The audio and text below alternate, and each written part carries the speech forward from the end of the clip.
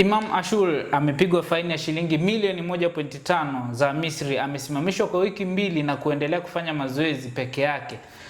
Hii ni kutokana na kukataa kusafiri na timu kutokea Misri kuja Tanzania kucheza na Young Africans. Mimi ni Yusuf Puma na hii ni The Golden Boot. Siko mwenyewe, niko na Leopard John. Atatuambia sababu za Imam Ashur kuzuiliwa kuendelea kuwa na timu ya Al Ahly kwa muda wa wiki 2.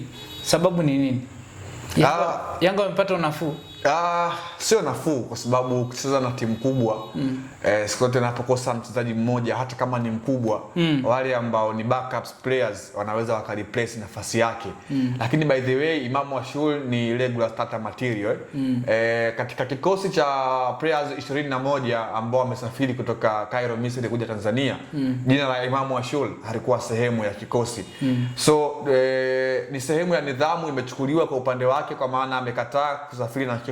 Pengine ni sababu ambazo zilimfanya mwenyewe ambazo ni kutokea ndani, kwa sababu ukiangalia National Al Ahly mara ya mwisho, kwa maana mwenyekiti wa bodi ya wakurugenzi kwa maana Mahmoud Al-Khatibu alizungumza na kuteua mkurugenzi wa msafara ambao atauongoza hadi Zanzibar ambako ndiko mchezo utakwenda kufanyika, kwa maana katika uwanja wa New Amani Complex. Kwa hili ambalo Imam Ashur anakosekana katika mchezo dhidi ya Young Africans ama kugoma kusafiri kuja katika mechi ya marejeano dhidi ya Young Africans, huenda ikawa ni sehemu ya Young Africans kupata nafuu, japokuwa sio kwa 100%, kwa maana kwenye 100% Young Africans watapata nafuu kwa 5%, kwa maana timu kama National Al Ahly katika eneo la namba 10 lina watu kama vile Ashraf Bencharki ambao wanaweza wakawa bora katika hilo eneo, lakini hawezi kufikia ubora wa Ashur. Lakini ni bora. Kuna mtu kama vile Tahera Mohamed yuko bora katika hilo eneo. Mohamed Ben Ramadan anaweza akamudu katika hilo eneo.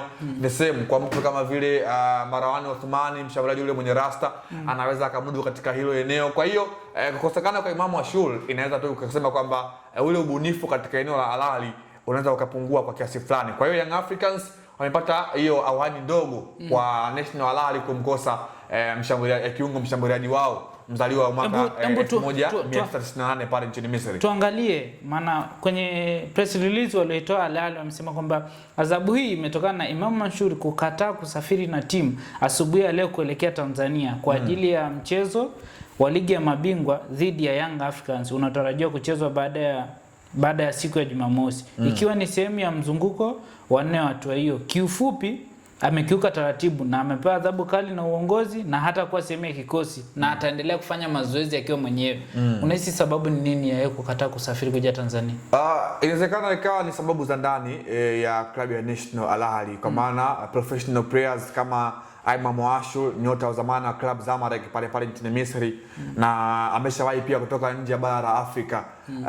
Hawezi kufanya kitu kama hichi, kwa maana anafahamu ni mchezo mgumu, mchezo mkubwa ambao yeye kama mchezaji muhimu kwenye klabu ilibidi aje kuitetea nembo ya klabu yake, lakini imekuwa ngumu kwake. Pengine inawezekana ni mambo ya ndani ya klabu na amemfanya aweze kugomea safari hii ya nchini Tanzania. Lakini by the way mchezaji ambaye kwenye mchango wake kwenye klabu ya National Al Ahly ni mkubwa. Tumeona miongoni mwa wachezaji ambao walikuwa ni wasumbufu, walikuwa wana mchango mkubwa kwa mchezo uliopita dhidi ya Young Africans, alikuwa ni Imam Ashur, kwa maana alikuwa anafanya kila kitu ambacho kilikuwa kinafanywa na kiwanjani, kwa maana yeye ndo alikuwa anafanya kazi ya kuvuruga kiungo cha Young Africans, yeye ndo alikuwa anafanya kazi ya kufanya kudisconnect kati ya kiungo cha ulinzi cha Young Africans na safu ya ulinzi ya klabu ya Young Africans. Imam Ashur ndo alikuwa shujaa. Kwa hiyo kukosekana kwake Young Africans wao wanaweza kawa ni furaha, kwa maana wanasema vita vya panzi furaha ya kunguru. Na ni mchezaji ambaye ana kipaji kikubwa kwa sehemu moja ama nyingine. Wasiwasi wangu ni kwamba Al Ahly imekuwa ina utajiri wa viungo wa shambaji katika hilo eneo ambalo Imam Ashur yani katika hilo eneo. Tukiangalia kabisa zile dribbling alizokuwa anazifanya, the way zile pasi no look pass zile za Faisal zile alikuwa anazipiga yeye. Unadhani kuna mchezaji mwingine ambaye anaweza akawa hata grade ile, lakini si kuna namna fulani Yanga wananufaika na ile?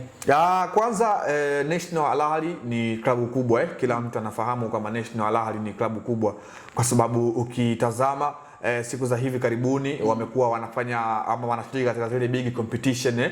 Nakumbuka ilikuwa ni mara ya mwisho kwa Young Africans kucheza na Imam Ashur, kwa maana naamini kucheza na National Al Ahly Imam Ashur hakuwa sehemu ya kikosi, lakini safari hii wamekuja kutokea. Lakini by the way, Imam Ashur ana mchango wake na wachezaji always huwa hawafanani katika engo ya uchezaji, lakini nimezungumza katika nafasi ambayo yuko Imam Ashur kuna watu zaidi ya wawili ambao wanaweza wakamudu katika hiyo eneo. Nimekulia mfano, kuna mtu kama vile Ashraf bin Shariki ni sehemu ya players ambao wamekuja katika nchi ya Tanzania kwa maana Zanzibar, lakini pia kuna mtu kama vile Marwan Othmani anaweza akaimudu hiyo nafasi kwa sehemu moja ama nyingine. The same kwa mtu kama vile Ahmed Said Zizu anaweza akamudu katika hilo eneo. Kwa hiyo amekuwa bora kwa sehemu moja ama nyingine. Though Imam Ashur mchango wake kwenye klabu unaweza kuwa ni pengo, lakini National Al Ahly katika hilo eneo wamekuwa wana utajiri mkubwa kwa sehemu moja ama nyingine.